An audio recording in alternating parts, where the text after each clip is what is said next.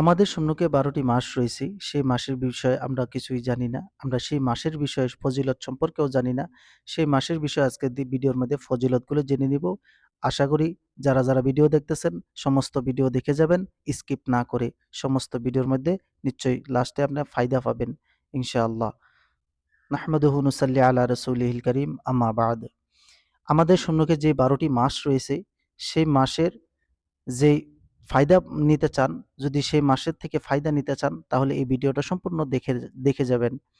তবে সেই মাসের মধ্যে আমি বলব যে আমাদের যে ১২টি মাস রয়েছে সেই মাসের মধ্যে সর্বশ্রেষ্ঠ যে মাসটা আ জিল জিলহজ যে মাসটা, সেই মাসটাই সবচাইতে ফজিলতময় মাস। আর সেই মাসের মধ্যেই হজ করা হয়। আর সেই মাসের যে আ দিনগুলো রয়েছে সেই দিনগুলো নবীজির হাদিস মোতাবিক সেই দিনগুলোর মধ্যে ফজিলত সম্পর্কে কিছু হাদিস পাওয়া যায়। সেই সম্পর্কে আমি কিছু আলোচনা করব আজকে ভিডিওর মধ্যে। আর আমি আলোচনার মধ্যে যাওয়ার আগে আপনাদেরকে একটা রিকোয়েস্ট করি যে যারা আমার ভিডিওগুলো দেখতেছেন, যদি নতুন হয়ে থাকেন তাহলে চ্যানেলটা সাবস্ক্রাইব করে বেল আইকনটা টিপে দিবেন। আর অন্য ভাইকেও দেখার জন্য সুযোগ করে দিবেন। আর ভিডিওটা ভালো লাগলে লাইক, কমেন্ট করবেন ইনশাআল্লাহ। তবে আমি আরবি মাসের যে ১২টি নাম রয়েছে, যে ১২টি মাস রয়েছে সে সম্পর্কে আজকে আমি আলোচনা করব। এই মাসের মধ্যে জিলহজ যে মাসটি রয়েছে সেই মাসের মধ্যে আপনার নবীজির হাদিস পাওয়া যায়, যে ব্যক্তি এ মাসের ১ম দিন রোজা রাখলো সে যেন একাধারে ২,০০০ বৎসর আল্লাহর রাস্তায় জিহাদ করল। দেখুন কত ফজিলত রয়েছে এই মাসটির মধ্যে। ১ম তারিখের মধ্যে আপনি রোজা রাখতে হবে। আর ১ম তারিখে যদি আপনি রোজা রাখেন তাহলে এই সওয়াবটা, এই ফজিলতটা আপনার জন্যই আল্লাহ রাব্বুল আলামিন নির্ধারিত করছেন। তবে এই মাসের মধ্যে আরো ফজিলত রয়েছে, যে ২য় একটি হাদিসের মধ্যে পাওয়া যায়। আর এই যে ২য় দিন রয়েছে, ২য় দিনের মধ্যে যে ব্যক্তি রোজা রাখবে সে যেন বনী ইসরাইলের গোত্রের ৩,০০০ দাস মুক্ত করার যে সওয়াব রয়েছে সেই সওয়াব আপনার আমলনামার মধ্যে দেওয়া হবে ইনশাআল্লাহ।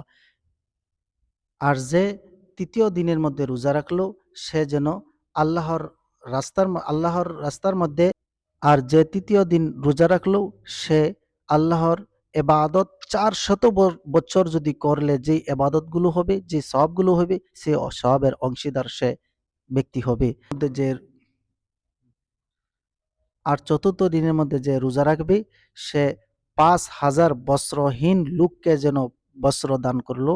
যে দান করলে যে সওয়াবটুকুন হবে সেই সওয়াবটুকুন এই ব্যক্তির জন্য আল্লাহ তাআলা নির্ধারিত করছেন।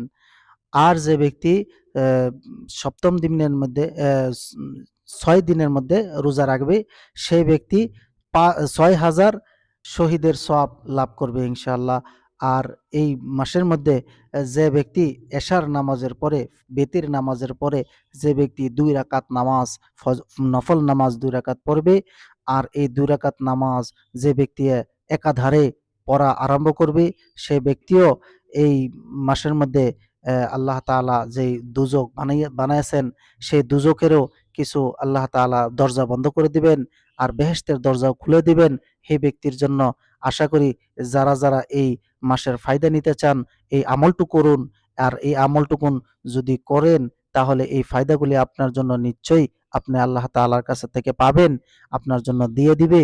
আর এই আমলের মধ্যে আল্লাহ তাআলার কাছে খুব বিশ্বাস রাখিয়া আমল করবেন, ইনশাআল্লাহ ফায়দা হবে। আর এই ভিডিওটা যার ভালো লাগে আপনারা নিশ্চয়ই এই ভিডিওর মধ্যে একটা লাইক করবেন আর কমেন্ট করে জানিয়ে দিবেন ইনশাআল্লাহ। পরবর্তী ভিডিওর মধ্যে দেখা হবে ইনশাআল্লাহ।